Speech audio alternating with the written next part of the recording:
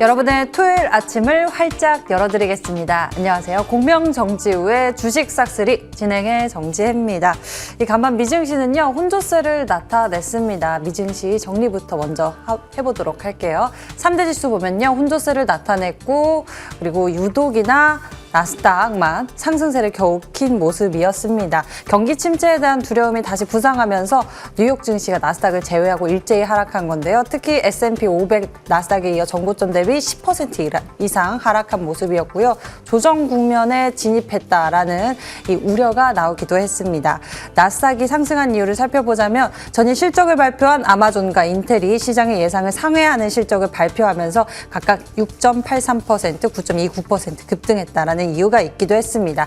미증시는 이렇게 혼조세를 나타내면서 몇몇 오르는 종목이 실적에 따라서 강세를 나타내기도 했는데요. 국내 증시 상황도 정리해 보도록 하겠습니다. 반등을 시도했었던 한 주의 마감 국내 증시였습니다. 일주일 내리 하락세를 나타내면서 코스피가 올해의 상승분을 다 반납하는 흐름을 나타내기도 했는데요. 코스피 겨우 2300선을 지켜내면서 강보합세로 마감을 했습니다만 아직은 흔들리는 국면에서 안정감을 나타내기는 어려워 보입니다.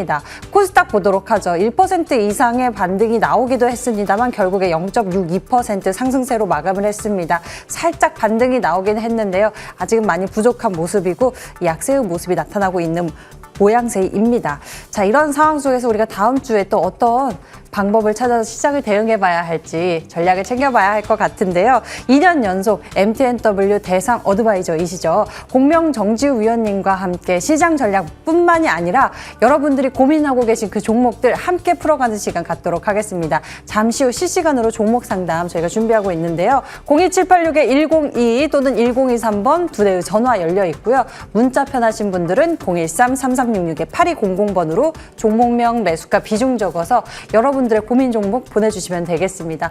혼자 속썩이지 마시고요. 저희와 함께 풀어가면서 대응 전략 챙겨보시고 또 새로운 기회도 모색해 보셨으면 좋겠습니다. 자, 그럼 저희 본격적으로 시작해 보도록 하겠습니다. 이 시간 여러분의 수익을 챙겨주실 공명정지 위원님 인사할게요. 위원님 어서 오세요. 네, 안녕하십니까. 네, 반갑습니다. 네. 한 주간 참 어려운 시간을 보냈었던 것 같습니다. 여러 가지 이슈도 있었는데 특히나 우리 투자자들이 힘든 건 지금 뭐 반대매매에 따른 그 하락의 하락인 것 같습니다.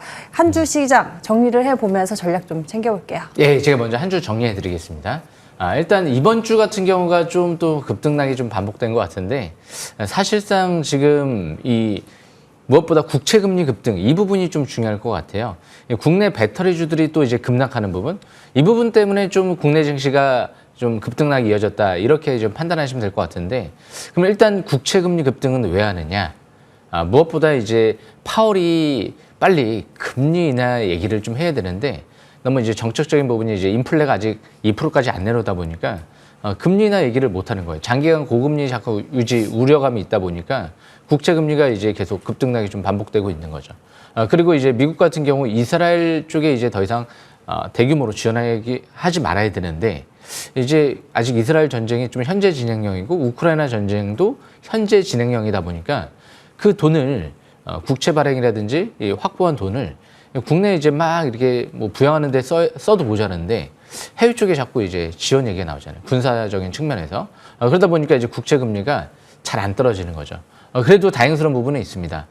일단은 채권왕이라고 또 불리는 월가 쪽에서 헤지펀드 쪽에 채권왕이 이제 이 국채 공매도를 이제 멈추겠다. 왜? 내년도 이제 미국 경기 우려감 때문에 그렇게 되면 이제 국채 가격이 급등을 하고요. 그리고 국채 금리가 하락을 하다 보니까 그러면 이제 어느 정도 시장이 또 안정을 찾을 수 있는 거죠. 그러니까 시장은 오히려 지금 경제 좋다라는 얘기를 듣고 싶어 하질 않아요.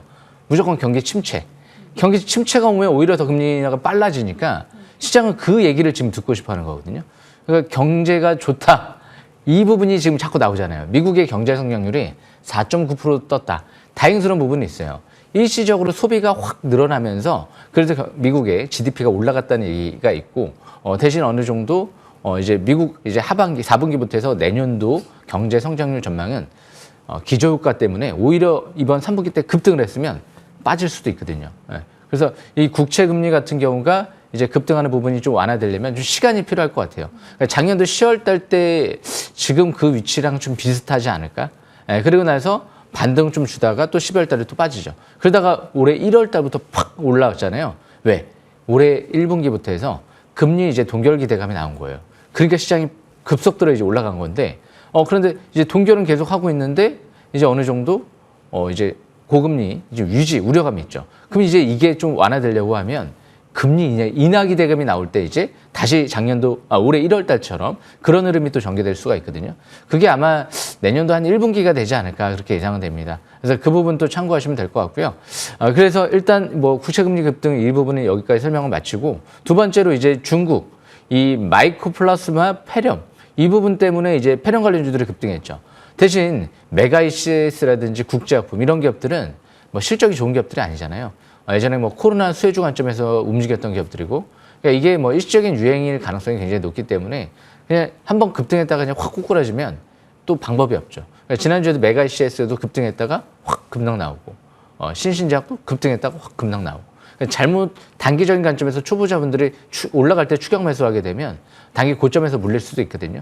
그래서 이런 기업들은 그냥 단발성 매매 전략이 좀 필요할 것 같고, 역시 정상적인 투자 관점에서 보시는 분들은 그냥 관심에서 제외시키는 거죠. 그래서 오늘 뭐 일단 증시 체크 포인트로 사실상 들고 오지 말까도 생각을 했어요. 그렇게 중요하지는 않기 때문에. 그래서 그 부분도 참고하시면 될 것 같고요. 마지막으로 이 부분이 좀 중요할 것 같아요, 저는. 요즘에 가상화폐 가격이 좀 뜨죠. 그러면서 자동차 부품주도 뜨고요.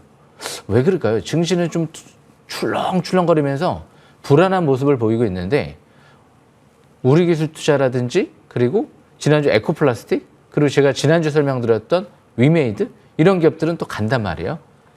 실질적으로 실적이 좋아지기 때문에. 예. 이 가상화폐 거래소 같은 경우도 지금 최근 들어 다시 가상화폐 가격이 뛰면서 이제 업황이 살아나고 있죠. 우리기술투자도 실적이 영업이익이 2분기에 수백억 영업이익이 나고요. 위메이드 같은 경우도 3분기 지금 수백억의 영업이익 흑자 전환 기대감이 나와요. 본업도 잘 되지만 특히 1,000억의 로열티가 들어오고요. 5년 동안 이제 5천억 들어온다라고 말씀드렸죠. 에코플라스틱 같은 경우도 가장 지금 실적이 좋은 게 솔직히 자동차죠. 현대기아차도 실적이 어느 서프라이즈 나왔고, 에코플라스틱 같은 경우도 상반기까지 서프라이즈인데 비수기인데도 불구하고 3분기 때 전망이 굉장히 좋다. 이 얘기 나오면서 이제 상한가를 들어왔던 거거든요. 근데 가능성이 높았어요. 왜? 유상증자를 하잖아요. 그만큼 유상증자에 성공을 시키기 위해선 그 전에 청약이라든지 납입되기 전에 호재를 터뜨린 경우가 있거든요. 근데 지금 에코플라스틱은 실적 때문에 너무 극도로 저평가돼 있었기 때문에 그래서 강하게 좀 반응을 한 거죠. 그래서 오늘도 제가 자동차 부품주 좋은 종목도 많이 들고 왔는데요.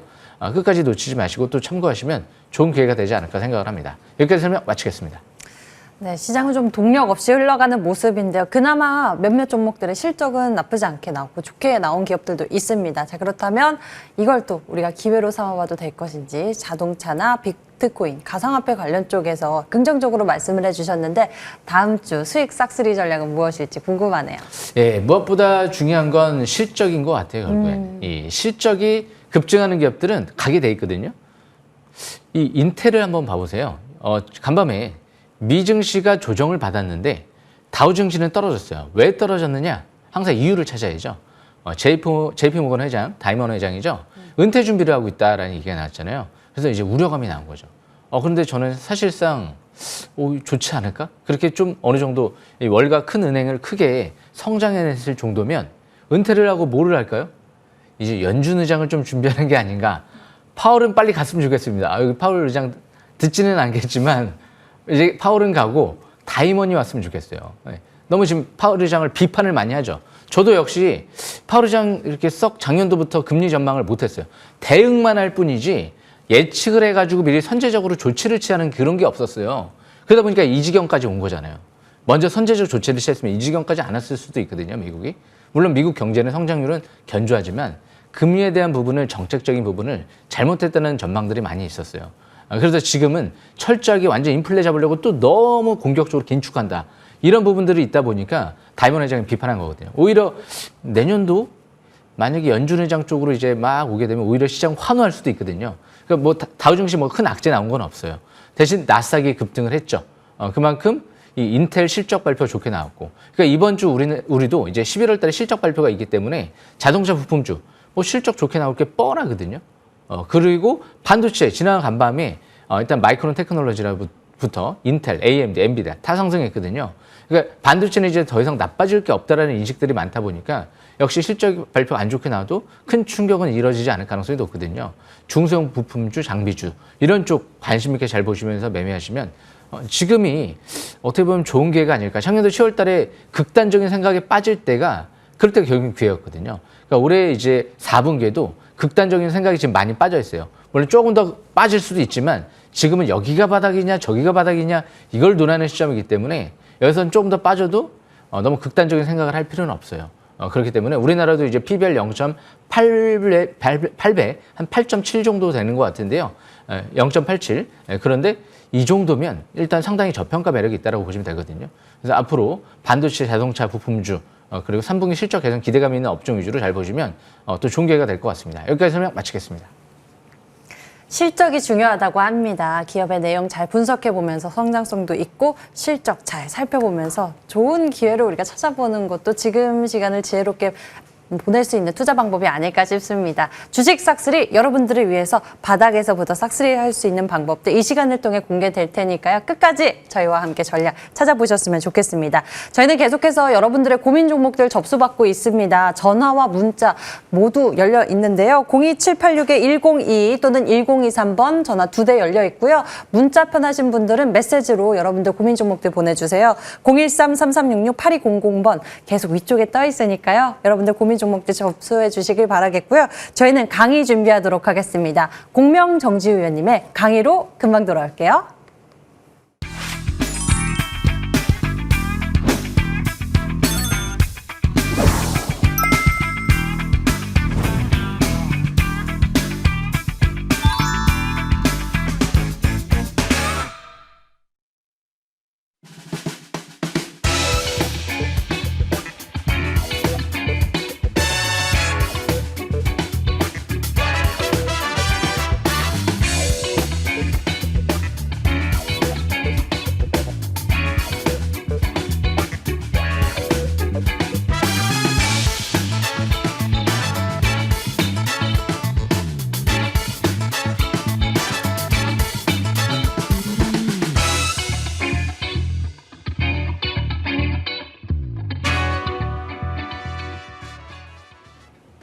예, 주식 싹쓸이 열심히 오늘도 또 준비했는데요. 오늘의 일단 주제는요. 이 저평가 전기차 부품주 종목 분석. 일단 3인방 좀 갖고 왔습니다. 오늘 제가 오늘 여기서 설명드리는 종목 이외에 또 괜찮은 종목 갖고 왔으니까요. 마지막에 또 잘 참고하시면 될 것 같고요. 일단 무엇보다 이 전기차 부품주들이 실적이 너무 좋아요. 예, 에코플라스틱 같은 경우는 제가 분명히 이제 올해 작년도 11월 달부터 해서 요 자리 그래서 강출해드렸던 갭이죠. 올해 그래서 2월 달 여기서 3월 달 강출해드렸던 종목인데요. 한번 여기서 100%, 200% 좀 안 되게 랠리가 나왔었죠. 그래서 올해 또 베스트 종목 중에 하나였거든요. 그런데 지금 조정받고 쭉 미끄러졌어요. 여기까지 내려왔죠. 예. 그렇다고 해서 죽을까요? 항상 주포가 들어온 기업들을 잘 보셔야 돼요. 예전에 작년도도 이 회사 유상증자를 통해서 최대 주주가 수십억 정도 지분을 확대했을 거예요. 수백억인가요? 꽤 많이 들어왔던 걸로 기억이 나는데 지금 다시 유상증자를 3,500원대에서 한다라는 얘기가 나왔죠. 그런데 상반기까지 주당순이익이 600원 이상 나왔어요. 그러면 상반기 실적만 놓고 봐도 4,000원대 이하는 퍼가 5배 정도? 그 정도밖에 안 될 정도로 5, 6배? 저평가 국면이거든요. 그냥 상반기 실적만 놓고 봐도. 하반기 적자날까요? 하반기 현대기아차 실적 좋거든요. 그래서 지금 이 정도 실적이면 사실상 4,000원대 부근에서는 퍼가 4배도 안 될 정도? 4배에서 4배도 안 될 정도? 저평가 국면이었거든요. 그러면 그 위치가 최고의 기회였다라고 좀 볼 수가 있죠. 항상 721선 부근은 최고죠. 이 부근에서 보면 돼요. 이 부근에서. 문제는 이 부근에서 보면 되는데 막 올라가니까 더 가지 않을까라는 생각으로 중간에서 위에서 자꾸 이제 건드리다 보니까 만약 여기까지 떨어지면 반토막이잖아요. 예. 그렇기 때문에 이 위치에서는 더 떨어져 봤자예요. 더 떨어져 봤자 아닌 말로 한 4,000원대에서 공략했어요. 근데 한 3,000원대 한 중반대 20% 물 먹어도 721선이잖아요. 물릴 때 물리더라도 바닥에서 물리시라는 거예요. 10%, 20%, 30%는 바닥이에요. 밑에. 그런데 위에서 추격을 했다가 반토막은 그거는 회복되는데도 시간이 걸리고 올라가봤자 본전밖에 안 돼요. 예. 그렇기 때문에 역시 바닥에서 721선 부근에 있는 기업들을 잘 보시면 항상 좋은 기회가 오죠. 그런데 이 기업처럼 저평가가 돼 있으면 훨씬 더 매력적이라는 거죠. 그래서 721선 부근 잘 기억하시면 될 것 같고요. 두 번째로 한국 무브넥스를 보겠습니다. 이 기업은 제가 알고도 못했어요.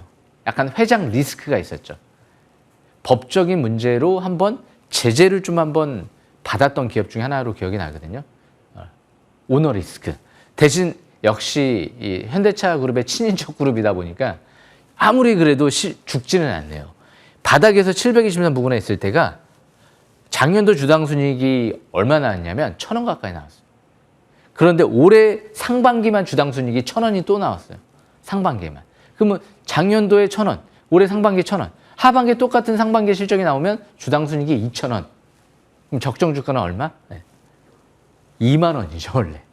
그런데 작년도 실적 기준으로 봤을 때는 올해 만약에 2월 달, 3월 달쯤에 주당 순이익이 1,000원 나왔다, 작년도.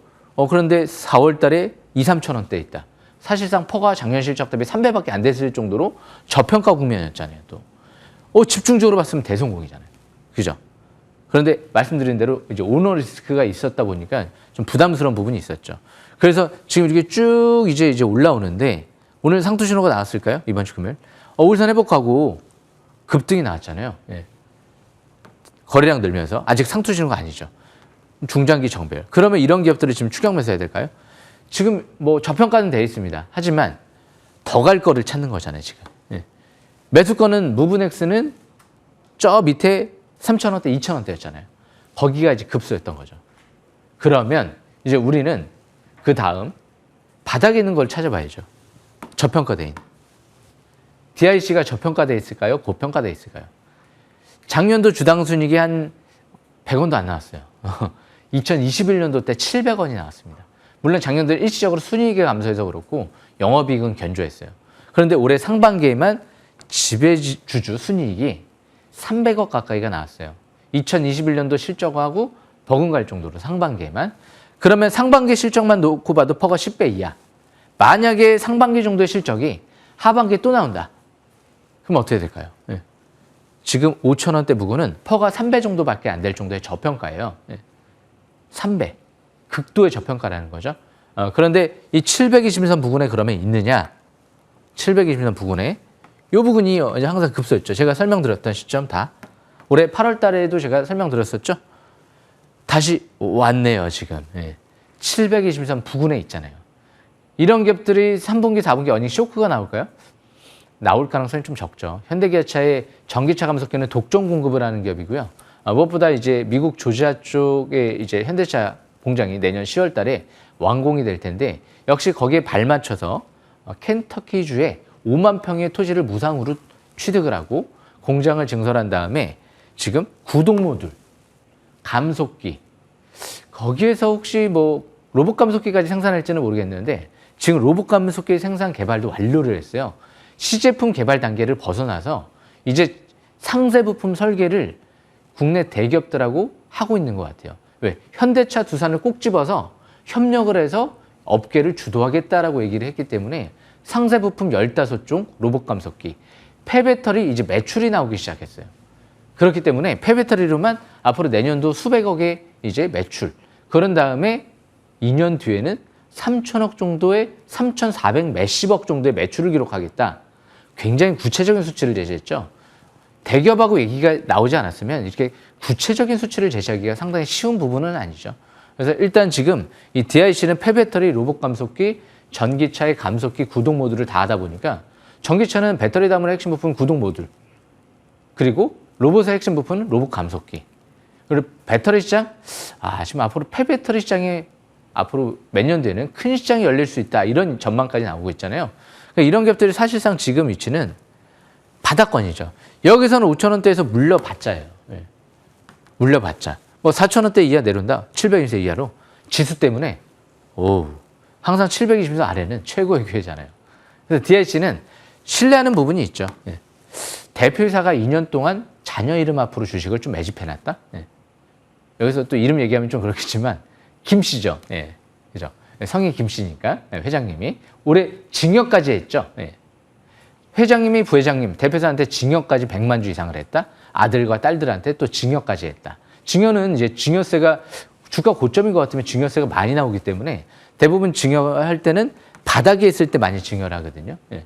그리고 올해부터 해서 중국과 미국의 법인을 지분을 400억을 늘리면서 지분을 100% 가까이 확보를 했다. 자회사 지분 100% 확보했어요. 좋은 징조죠. 그리고 나서 실적이 좋아지니까. 그래서 이런 징후들을 보면 저평가돼 있고 차트는 바닥권에 있고 증여까지 했고 대표이사가 자녀 이름 앞으로 2년 동안을 매집했고 뭐 1개월, 2개월 동안 매집한 게 아니잖아요.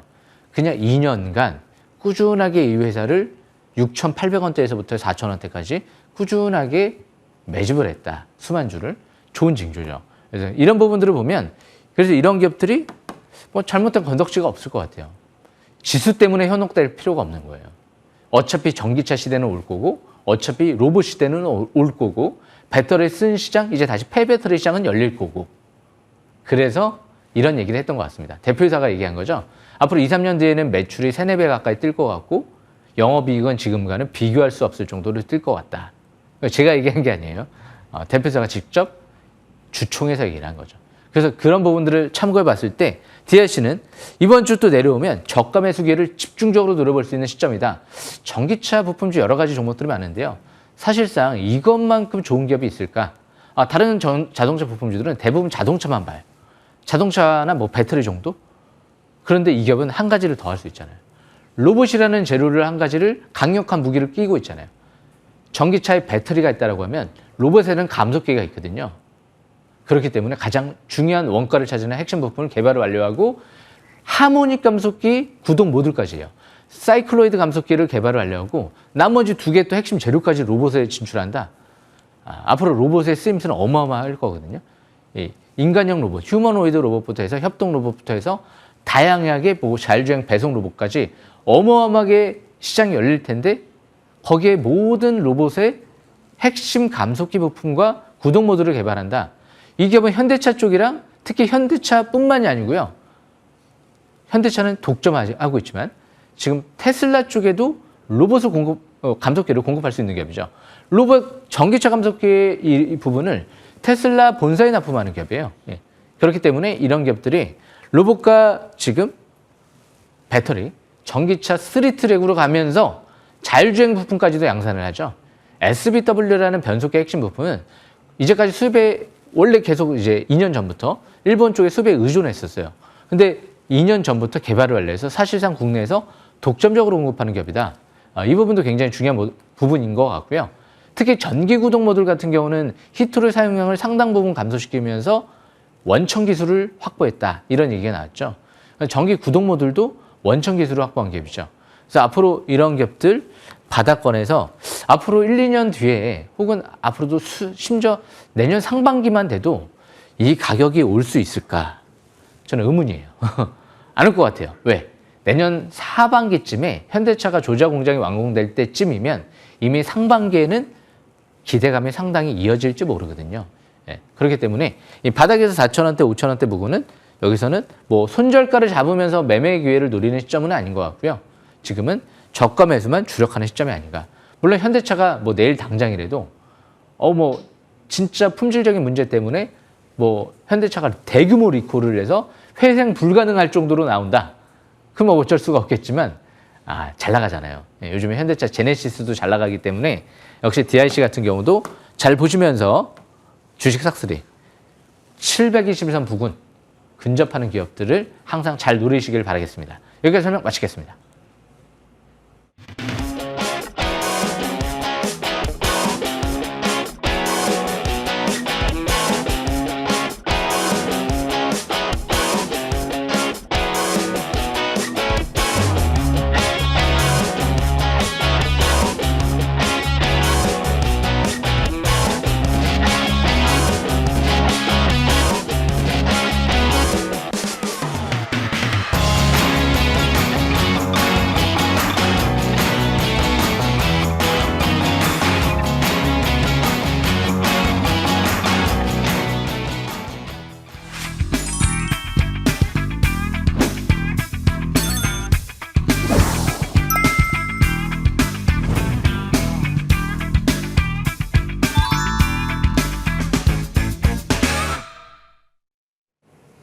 본격적으로 여러분들의 고민 종목들 함께 풀어가도록 하겠습니다. 전화와 문자 여전히 활짝 열려 있습니다. 02786-1022 또는 1023번 전화 2대 열려 있고요. 문자 편하신 분들은 013-3366-8200번으로 종목명 매수가 비중 적어서 여러분들의 고민 종목들 지금 바로 접수해 주시면 되겠습니다. 저희는 순서적으로 고민들 하나씩 풀어가도록 할게요. 첫 번째 고민 종목 열어보도록 하겠습니다. 문자함에 올려온 고민인데요. 에코프로 BM 보도록 하죠. 공명정지 위원님 안녕하세요. 분석 좀 부탁드립니다. 에코프로 BM 이분의 매수 가격은 23만 7천 원이고요. 비중 30%.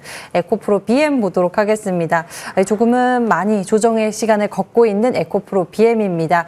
이 조정을 받는 시마다 또 투자자들이 에코프로 BM 이제 고민하시는 분들도 꽤 계시거든요. 이분도 고민을 하셨던 것 같아요. 비중 30% 두고 계신 상황인데 지금 이제 20만 원 선도 좀 깨진 그런 모습이 나타나고 있어요. 네. 어떻게 보고 계세요? 예, 배터리 수제 쪽은 지금 별로 보고 싶지도 않네요. 쳐다보고 싶지도 않아요. 제가 지금 쳐다보고 싶지가 않은 게 아니고 이미 1개월, 2개월, 3개월 전부터 쳐다보고 싶지가 않았었어요. 왜 너무 버블에 있었기 때문에. 그래서 위에서 물론 반토막 이하로 내려온 것 같아요. 네. 에코프로 BM 보니까 58만 원대에서 고점을 찍고 많이 떨어졌죠. 네. 그런데 지금도 사실상 뭐 바닥이냐 아니냐를 뭐 논하는 시점은 무의미한 것 같아요. 바닥의 신호를 주식 싹쓸이를 통해서 말씀을 들어보면 차트를 보면서 설명 들어보겠습니다. 차트를 보시게 되면 에코프로 BM의 58만 원대 사상 최대 거래량 터졌죠. 그리고 윗골이 길게 맞고 떨어지잖아요. 상투 신호다라고 볼 수가 있죠. 차트상으로. 대부분 어느 정도 뭐 초보 투자자분이 아니라고 하면 사상 최대 거래량 시연됐네. 위에서 밑에서 시연돼야 되는데 위에서 시연됐네. 많이 올라간 다음에 그리고 윗꼬리가 길게 나왔네. 그리고 음선이네. 매도세 완전 눌려버렸네. 상투 신호죠. 그리고 나서부터 쭉 미끄러지는데 바닥에서 바닥 신호다라고 하려면 대량 거래가 터져야 돼요. 밑에서 대량 거래가 터져야 되고 지금 721선 부근이 요 밑에 가 있어요. 한 13만 원? 여기까지 떨어져야지 721선 부근에 근접했네? 이렇게 바라볼 수는 있죠. 물론 23만 원대에서 13만 원 그래도 폭이 커요. 721선하고 그렇게 이격이 23만 원대에서 많이 벌어진 것 같지는 않지만 그래도 폭이 큽니다. 최대한 근접할 때 봐야 될 거 아니에요. 그러니까 지금 전반적으로 배터리 소재가 완전히 다 내려온 것 같지는 않아요. 조금 더 내려올 수 있는 폭 자체는 있어요. 물론 여기서 워낙 낙폭이 좀 깊기 때문에 안 떨어질 수도 있긴 있어요. 떨어진다 안 떨어진다는 지금 알 수가 없다고 그랬죠. 떨어질 수 있는 폭 자체는 조금은 남았다. 그렇기 때문에 지금은 너무 바닥권에 지금 이제 뭐 예측을 하고 미리 들어가기보다는 지금 배터리 쪽은 아직 투심이 회복되기는 시간이 걸릴 것 같아요. 그리고 실질적으로 중장기적으로 봤을 땐 너무 좋은데 당장 전기차 수요는 좀 감소하는 모습이 나타나요. 전기차 같은 경우가 뭐 폭발 위험도 요즘에 더 확대될 수도 있고 그러다 보니까 전기차가 지금 폭발적으로 성장을 기록하지 않을까라는 생각보다는 2년 뒤 전고체 배터리 시대가 나올 때 그때가 중요하지 않을까 그 생각을 하고 있거든요. 그래서 도요타 회장이 요즘에 그런 얘기 했잖아요. 봐봐 내 말이 맞지. 하이브리드가 대세잖아. 이런 얘기를 했죠. 그러다 보니까 진짜 맞는 것 같아요. 이 도요타 회장 2025년도 때 이후부터 전고체 배터리 시장에서 내놓고 그때 전기차 시장을 석권하겠다. 이런 포부를 이제 밝혔거든요. 그래서 배터리는 한번 시세가 나온 업종인 만큼 제가 볼 때는 나중에 종목 교체를 좀 하는 게 낫지 않을까. 반도체나 특히 자동차 부품주 쪽으로.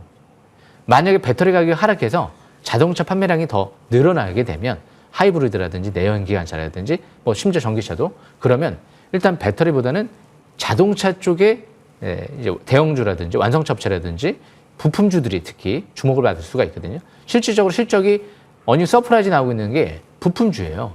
자동차 부품주. 그래서 지금 이 기업은 일단 이미 지지권은 깨진 것 같아요. 22만 원대, 23만 원대가 단기 저항권. 올라오면 본전 부근에서 일단 매도했다가 업종 교체를 해보시는 게 나을 것 같고 여기서 만약에 20만 원대 깨지면 비중을 축소했다가 다시 바닥 신호가 나오는 부분을 보고 아싸리 13만 원까지 떨어지든지 아니면 다시 5일선 회복되고 거래량이 늘면서 5일선 회복되고 재차 방향을 위쪽으로 전환되든지 그럴 때 확인하고 좀 추가 매매 전략을 펼치는 게 낫지 않을까. 이 종목은 정답이 없어요 지금.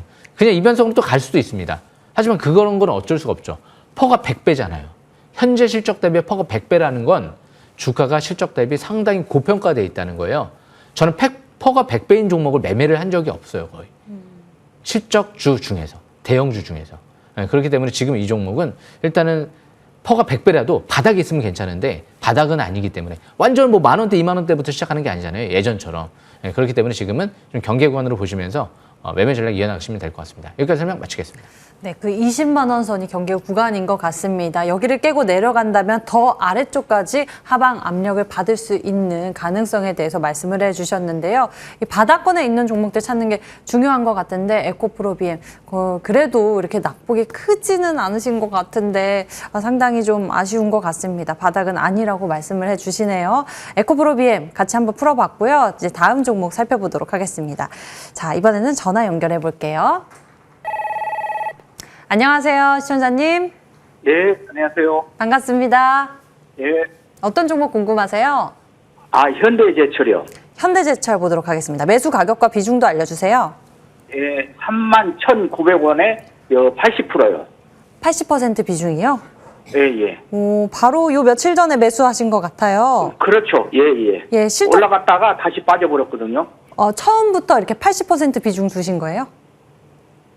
예, 처음에 바로 그 가격에 80% 굉장히 샀어요. 화끈하십니다. 예, 그럼 현대제철 저희가 공명정지위원님과 함께 풀어보도록 할게요. 이 3분기 실적은 그렇게 좋게 나오지는 않은 모습이거든요. 공명정지위원님과 더 정확하게 분석해 보도록 하겠습니다. 예. 예, 안녕하십니까. 예. 예, 안녕하세요. 예. 목소리가 씩씩하셔가지고 너무 좋은 것 예, 같아요. 예. 예, 지금 어려운 장세 속에서 자신감이 있으셔야 돼요. 예. 근데 그 궁금한 게 뭐냐면은 그 예. 현대제철이 뭐 유상증자를 한다는 게 그게 공시가 떠가지고 그거에 대해서 좀 알고 싶어요. 아, 그러셨어요? 일단 예, 예. 제가 현대제철은 솔직히 지금은 이제 막 관심 있게 생각은 안 해요. 왜냐하면 이 철강주들이 지금 당장 이제 어마어마하게 실적이 급증할 걸로 전망은 안 되다 보니까 대신 그렇죠. 이제 이 현대제철 같은 경우는 지금 제가 관심주가 아니다 보니까 잠깐 공시를 좀 봤어요. 보니까 예. 이 회사가 유상증자를 하는 게 아니에요. 이 회사 자체적으로 유상증자하는 게 종속 회사의 유상증자를 결정을 한 거기 때문에 이 종목이 지금 한번 공시를 한번 제가 볼게요. 10월 26일 날. 지금 이제 공시가 뜬 것 같은데 현대스틸 파이프 이쪽에 유상증자에 참여를 한다 주주 배정에 그렇게 보시면 되고 이 회사 자체가 지금 유상증자를 하는 건 아니네요. 그래서 일단 뭐 크게 뭐 악재다라고 보시는 않으셔도 될 것 같고요. 이 종목은 일단 실적 대비 지금 극도로 저평가되어 있는 건 맞아요. 자산 가치 대비 극도로 저평가되어 있는 것도 많고요. 그러니까 이게 PBR 1배까지 가려면 지금 14만 원, 15만 원 가 있어야 돼요. 근데 완전 이제 1배 정도까지 가려면. 단타를 치려고 간 게 아니고 장기적으로 한 1년 보고 갔거든요. 아, 그러셨어요. 1년. 예. 일단 뭐 우량주 관점에서 장기 투자한다라고 하면 뭐 그렇게 제가 말리고 싶지는 않아요. 왜냐하면 우량주 같은 경우는 상대적으로 차라리 이렇게 저평가되어 있는 우량주들은 떨어져 봤자거든요. 이 차트를 보시게 되면 바닥에서 지금 이미 1개월 동안 쭉 지수 때문에 밀리면서 이미 720에서 아래로 밑으로 벌어져 있기 때문에 올해 3분기 실적은 급감할 것 같아요. 그래도 실적 대비 지금 퍼가 한 5배 정도 될 정도로 5배에서 한 6배, 7배? 그 정도 될 정도로 저평가되어 있거든요. 그러니까 지금 제가 오늘도 주식 싹쓸이 시간에 얘기했죠. 물릴 때 물리더라도 720선 부근이나 아래에서 물리면 괜찮은데 이격이 아까 에코프로 BM처럼 쫙 이격이 벌어진 상태에서 위에서 잘못 물리면 720선까지만 떨어져도 잘못하면 반토막이거든요. 그러니까 이런 겹들은 여기서 31,000원대에서 반토막 날까? 말도 안 될 것 같아. 반토막 날 수가 없을 정도의 지금 실적과 위치인 것 같거든요. 그래서 1년, 2년 이렇게 장기적으로 보면 그 가격대에서는 손해 보지 않을 것 같죠? 예, 일단은 제가 이제 끝까지 제가 말씀 일단 들어볼게요. 그래서 이 현대제철 같은 경우는 무엇보다 저평가돼 있기 때문에 지금은 중장기로 본다라고 하면 홀딩 관점이 맞는 것 같고요. 대신 단기로 본다라고 하면 종목 교체가 나을지도 몰라요. 지금은 이제 반도체나 자동차 부품주 쪽이 견조하기 때문에 그래서 현대제철은 일단 지지권은 여기서 만약에 손절 라인을 잡는다라고 하면 일단 한 29,000원 정도, 한 2,000원 정도, 혹은 뭐 28,000원, 10% 정도의 갭을 생각을 한번 해보시고 단기적인 관점에서 그리고 중장기적인 관점에서 이제 목표치는 4만 원대도 저는 아닌 것 같아요. 단기 목표치는 일단 4만 원대까지 잡고 720에서 거기가 강력한 저항권이었기 때문에 그리고 중장기적인 관점에서 월봉 차트를 보시게 되면 저 위에 고점이 6만 원대예요. 그러니까 적정 지금 실적 예상 추이를 보면 작년도도 그렇고 올해도 그렇고 한 6, 7만 원대가 정상 주가인 것 같거든요. 만약에 내년도 이제 경기 회복세가 이루어지면서 자동차용 이제 강판 업체이기 때문에 만약에 내년도 이 현대 기아차가 조자 공장도 완공되고 그리고 내년도 이후 전기차 같은 경우 성장성이 더 확대가 되면 이런 기업들이 또 더 주목받을지 모르죠. 현대철은 수소 사업까지도 하기 때문에 미국 쪽에서 수소 사업도 진출을 하고 있는 걸로 알고 있거든요. 그렇기 때문에 신사업도 확대하고 있다는 부분 긍정적으로 보시면 되고 일단 중장기는 한 100% 정도 그 정도 생각을 하시면서 접근하시면 될 것 같습니다. 여기까지 설명 마치겠습니다. 예, 네, 감사합니다. 시청자님 걱정 안 하셔도 될 것 같습니다. 비중 많이 두신 상황인데요. 단기로 4만 원, 중장기로 6만 원 봐주셨으니까요. 우리 시청자님 걱정 안 하시고 수익 잘 보셨으면 좋겠습니다. 예, 감사합니다. 네, 전화 주셔서 고맙습니다. 자, 이렇게 현대제철 함께 풀어봤고요. 다음 문자 고민 열어보도록 할게요. 자, 이번에는 한싹 보도록 하겠습니다. 매수가격 24,500원이고 비중 10% 한싹 보도록 하죠. 비중 10% 두신 상황이고요. 오늘 종가 보니까 22,100원에서 마감을 한 상황이네요. 정지우 의원님, 한싹은 어떻게 할까요? 예, 한싹 같은 경우 지금 신규 상장된 지 얼마 안 됐네요. 예. 일단 소프트웨어 관련주인 것 같은데요. 실적이 지금 실적 대비 굉장히 고평가돼 있죠. 지금 한싹 같은 경우 상장된 지 한 1개월도 안 된 것 같아요. 바로 차트를 보겠습니다. 42,000원대에서 22,000원까지 내려왔다. 반통. 원래 신규 상장된 종목은 고점 대비 반토막 났을 때 보는 게 정상이긴 해요. 그러니까 한 2만 원대까지 내려왔잖아요. 반토막 나 있죠. 그런데 여기서 또 반토막 나는 기업들도 수두룩합니다. 신규 상장된 기업 중에서. 왜? 이 종목의 실적 대비 적정 주가는 한 6,000원대 정도인데요. 네. 반토막이 나도 누구한테 하소연할 수가 없다는 거예요. 네. 대부분 소프트웨어 관련 회사들이 실적이 좋게 나오는 기업들이 드물거든요. 퍼가 굉장히 높고. 그래서 지금은 어쩔 수 없습니다. 그냥 철저하게 차트에 의존하는 수밖에 없어요. 16,000원대가 중기 지지권, 단기적인 관점에서는 2만 원대 정도 여기 지지권 참고한 상태에서 반등 시는 단기 이제 파라볼릭 상단 부근 저 위에 한 29,000원. 여기를 이제 저항권 그리고 지지권 참고한 상태에서 매매를 이어나가시면 될 것 같아요. 그리고 항상 신규 상장된 종목들은 최소 6개월 동안은 지켜보시는 게 좋아요. 날아가도 어쩔 수 없습니다. 6개월 뒤에 어느 정도 완전히 좀 방향이 좀 잡힐 때 그럴 때 접근하는 게 낫지 않을까 생각을 합니다. 여기까지 설명 마치겠습니다. 네, 10월에 상장한 신규 상장 종목 한싹이었습니다. 이 종목 조금 더 지켜보시길 권장을 해주셨는데 이 주가가 잘 움직임이 나타나지 않고 있는 상황입니다. 지금 2만 원, 29,000원 저항권 말씀을 해주셨고요. 위쪽으로는 42,000원 말씀을 해주셨는데요. 중기 지지권으로 16,000원 잘 기억해 두시면서 대응해 보시길 바랍니다. 한싹 함께 살펴봤고요. 자, 이제 공명정지 의원님의 종목들 좀 살펴보도록 할게요. 앞서서도 실적이 중요하다. 그리고 자동차와 반도체 쪽에 집중적으로 말씀을 해주셨는데요. 그동안 제시해 주셨던 종목 다시 한번 짚어보도록 하겠습니다. 바로 지난주 우리가 함께 했었던 위메이드부터 살펴보도록 할게요. 이렇게 어지러운 시장인데도 위메이드라고 해서 굉장히 오랜만에 본 종목이었는데 그 사이 올랐네요. 시장과 반대로. 네, 지난주 제가 에스코넥하고 아마 DIC 위메이드 세 종목을 좀 설명드렸을 거예요. 이런 종목들이 좀 바닥에 있었기 때문에. 에스코넥 자사주 매입 지난주 40만 주 들어왔거든요. 이번 주 8억 들어오면 또 15억 들어오는 거죠. 에스코넥도 기대가 커요. 예, 자사주 매입이 지금 연속 3개월 동안 들어왔거든요. 그렇다고 하면 사우디라든지 뭐 실적 개선이라든지 뭔가가 있어도 있지 아무 이유 없이 주식을 회사에서 갑자기 자사주 매입을 45억 하지는 않을 거란 말이에요. 예, 그렇기 때문에 에스코넥도 중장기 바닥권에서 출발하는 기업이죠. 이번 주까지 저가 매집하시면 될 것 같고요. 이 위메이드 같은 경우도 차트를 보시게 되면 떨어졌나요 지금? 안 떨어졌죠. 9월 달에 지수 대폭락 나왔습니다. 떨어진 게 없어요. 10월 달 역시 또 툼에 나왔고요. 그런데도 떨어진 게 없어요. 굉장히 견조하게 버티고 있죠. 요즘 위믹스 가격이 좀 반등 주고 있는데 박관호 의장 최대주가 위믹스를 300억 정도 매입을 한다. 굉장히 좋은 시그널이죠. 그러니까 지금 이런 종목들은 중장기 바닥권에서 움직이기 때문에 일단 오히려 가상화폐 가격이 지금 뜨면서 좀 더 주목받으니까 이 기업은 33,000원 지지권 참고한 상태에서 지금은 추가 반등을 노려보는 게 좋을 것 같습니다. 6만 원대 저 위에 720원까지도 중장기로는 좀 열어두시는 것도 좋지 않을까 생각을 합니다. 여기까지 설명 마치겠습니다. 네, 어느새 가상화폐 가격도 좀 움직임이 나타나고 있고 위메이드의 주가도 움직임이 나와줬습니다. 33,000원 지지권 확인하면서 추가 반등 노려볼 수도 있겠다라는 전망과 함께 위메이드 중장기적으로 6만 원까지 열어놓고 보도록 하죠. 다음 종목 살펴보도록 하겠습니다. SY 볼게요. SY 방금도 살짝 네옴시티에 대한 이야기도 해주셨고 SY 하면은 또 이런 우크라이나 제거나 여러 가지 모멘텀 생각해 볼 수 있는데 상승세가 나와줬습니다. SY 살펴보도록 할게요. 네, SY 같은 경우 제가 바로 설명드려보겠습니다. 네. SY는 제가 이제 5월 달에 좀 강추해드렸던 기업이고요. 5월 달에 한 종목을 왜 지금 보느냐? 저는 바닥을 찾는 방송이잖아요. 예. 그리고 꾸준하게 리듬을 이어나가야 되죠. 떨어지든 올라가든 저는 굳건하게 항상 제 관심주들에 대해선 자부심이 있거든요. 예, 그래서 SY 같은 경우도 3,000원대에서 이것만 보세요라는 얘기까지 해드렸던 기업이죠.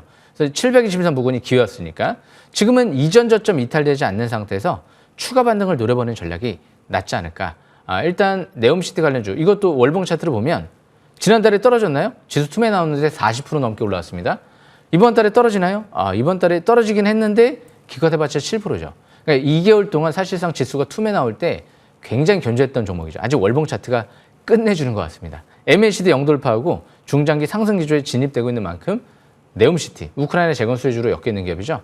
점진적, 아까 말씀드린 대로 이전 저점 5,400원 이탈되지 않는 상태에서 추가 반등 노리시면 될 것 같습니다.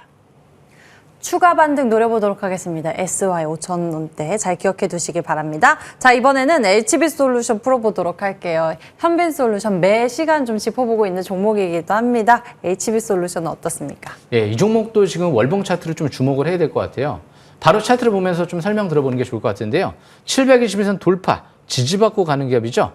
월봉 차트를 보시게 되면 제가 3,900원대에서 강추를 해드렸던 거죠.